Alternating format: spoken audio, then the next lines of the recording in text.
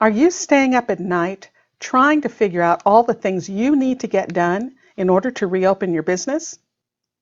Guess what? You just need a plan.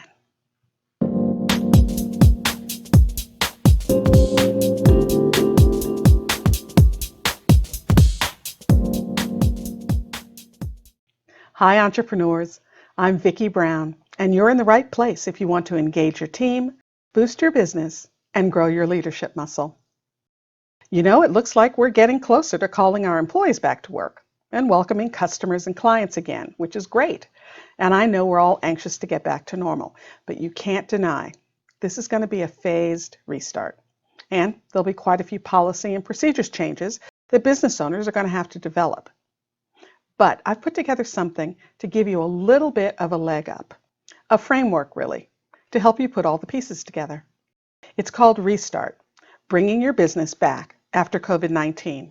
And in this course, I've developed a step-by-step guide through the process of getting your business back up and on its feet.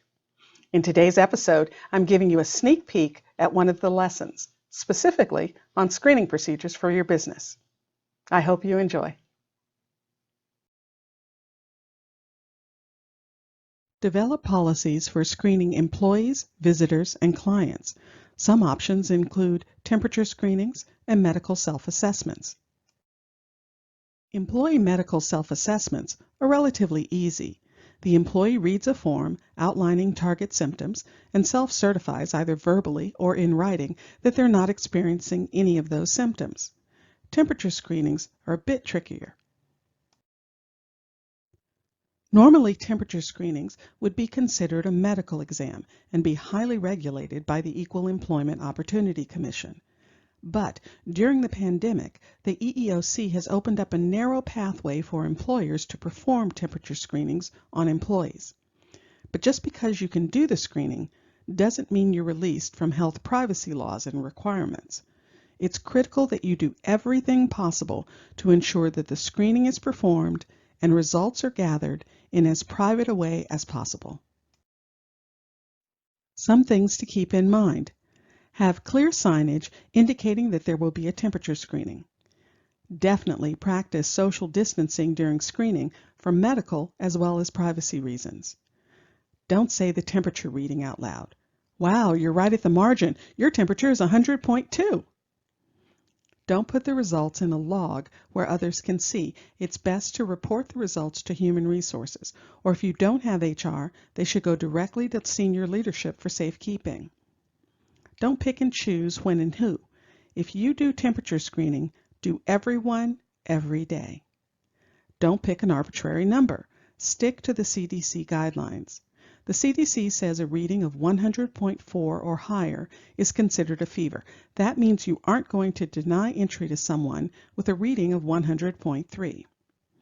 It's a good idea to make the process as frictionless as possible for the person taking the reading. So train them on how to use the equipment, do role-playing so they know how to handle any questions that may arise, and run interference on possible questions by providing no entry letters for those employees who do not pass the screening. If you elect to screen clients, be sure you have clear signage so they know what to expect. Do not say the reading out loud, and we don't recommend writing down or otherwise memorializing the client's temperature reading. You might consider a no entry letter for clients as well, clearly indicating contact information for questions.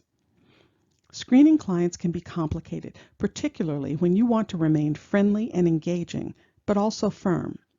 If your policy is no one is admitted without passing screening, then you can't pick and choose. The policy has to apply to everyone. If your local authority has put a policy in place saying that a face mask must be worn, then you have to stick to that policy. But you can adopt an accommodation strategy. Have face masks available and offer one to the customer. Also, check with counsel to help you develop a legal strategy for dealing with the situation when someone says, for medical reasons, they can't wear a face mask. You have to anticipate these types of situations before they happen, so you and your team are prepared. And finally, never disclose your or a colleague's medical history or any diagnosis. If a client asks you about the medical status of any employee, simply thank them for their concern and let them know that as part of your new safety procedures, everyone, clients and employees alike, are screened prior to being allowed to enter the premises. If you want more information or to sign up for the course, just use the link below. The course also includes valuable templates and checklists and even presentations. These will help you get set up quickly and with less hassle. If you found this information helpful, please subscribe and share. And remember, your inspired leadership is the secret sauce to having a high-performance team and a wildly successful business you'll love.